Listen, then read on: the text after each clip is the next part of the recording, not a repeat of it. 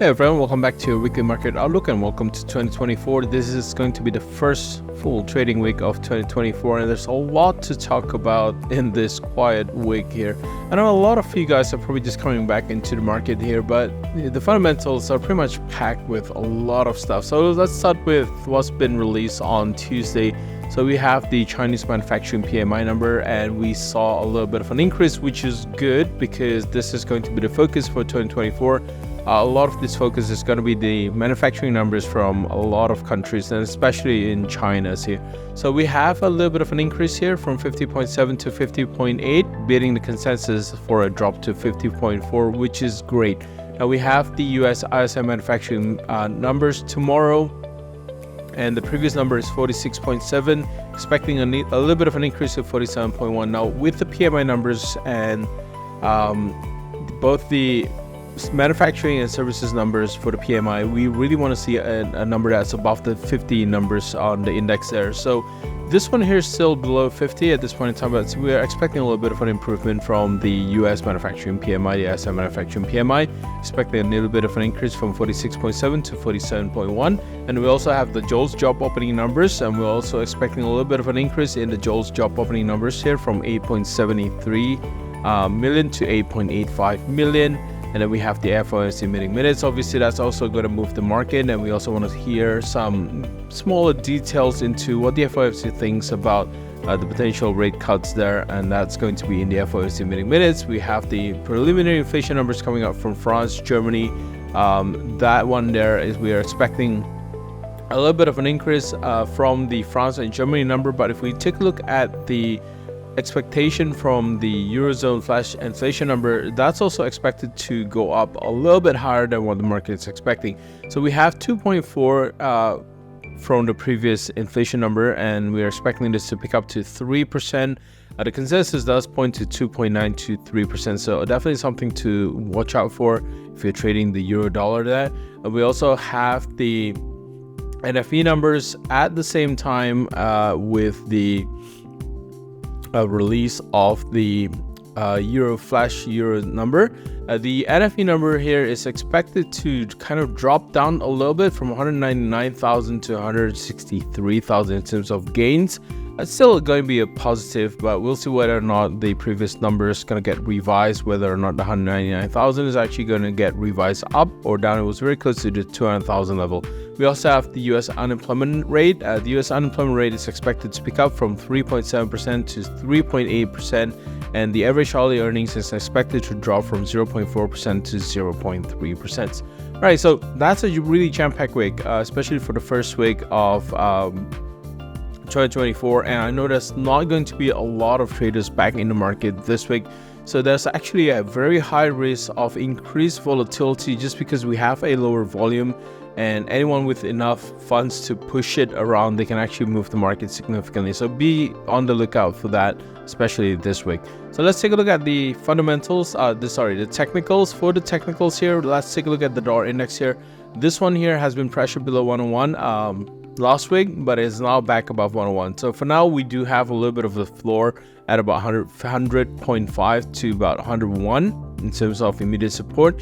In terms of immediate resistance, we obviously have the fair value gap that's kind of building up around the 102 level, but the major resistance is likely going to fall at about 103. So we are expecting resistance to come in at 102, 102.50, 103. So it is going to be a little bit of a tough recovery for the dollar index, although the momentum does point for a potential correction to happen on the dollar index here.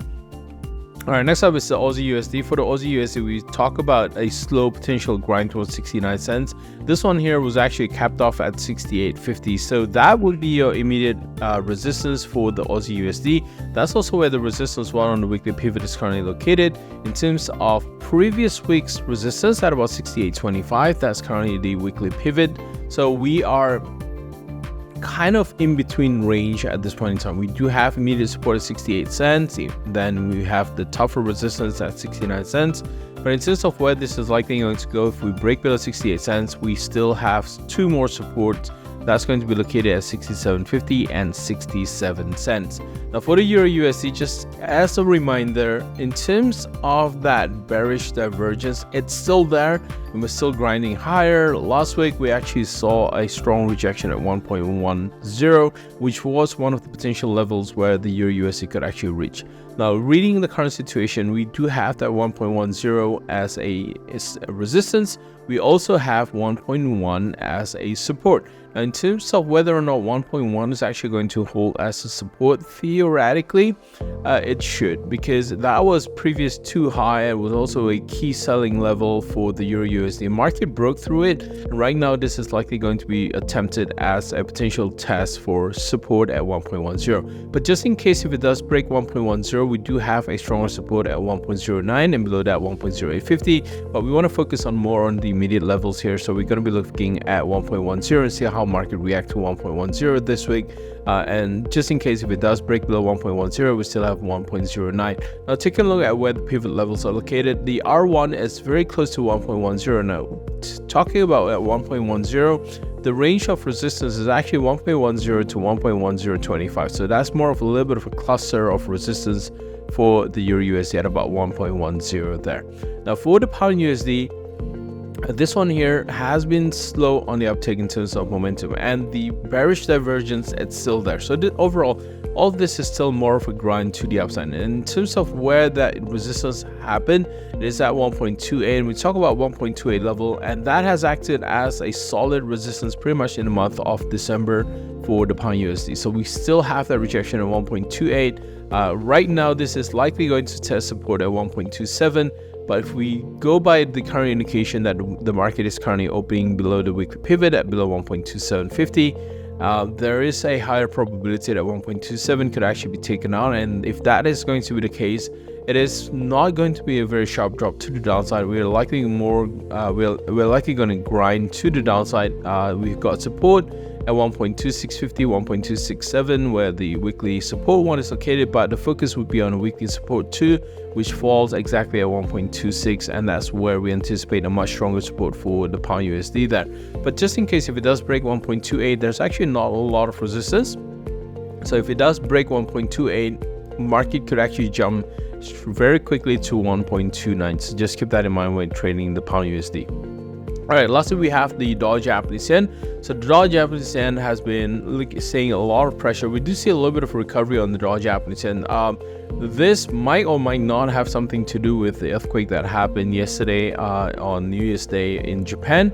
I don't think that's actually attributed much to the currency movement here, but this is more of a potential technical correction that should have happened on the dollar Japanese yen. Now, for the key support level, we talk about 141 at the last outlook before the year's end, and we expect that 141 would actually still hold for the dollar Japanese yen, and that's basically the case right now. We still have support at 141, and below that we still have 140. Now, in terms of how far this can actually correct itself, we're still looking at a very strict resistance at 143. Beyond 143, obviously we have 145, 146, but main focus right now is that we are expecting a stronger resistance to come in at 143. Now, as the situation develops, I think the warning has not been lifted as of yet for the tsunami warning in Japan. And in terms of whether or not there's actually going to be follow-up tremors and earthquakes to happen, that still could have an impact into the market. Now, obviously, if the situation does kind of plays out worse than the 2011 earthquake, that could actually see a lot of repatriation for the Japanese yen. So I think that would be the only concern that we have regarding how that natural disaster could actually impact the Forex market. But right now we're not looking at any spillover, we're not looking at any significant impact into it. This is more on a plain technical basis, so we are just going to flow into that. But just in case, if it does happen, if there's further quakes that happen, if there's more destruction that happen in the current earthquake, then yeah, we could actually look at a potential repatriation for the Japanese yen. So that's something more of a warning rather than anything else. but we still want to focus more on the technical levels that we have right now. We still have 141 as the strongest as a support there. Below that, we have 140, which is more of a key support, a key hold level for the Japanese yen. And in terms of resistance, we are eyeing 143 as a major resistance for the Japanese yen. So that's pretty much it for this week. Good luck with your trades, and remember there's still going to be lower volume, and that could actually increase volatility because of all the news and events that's going on this week. So just keep that in mind when trading this week. Good luck with your trades, and I'll see you soon.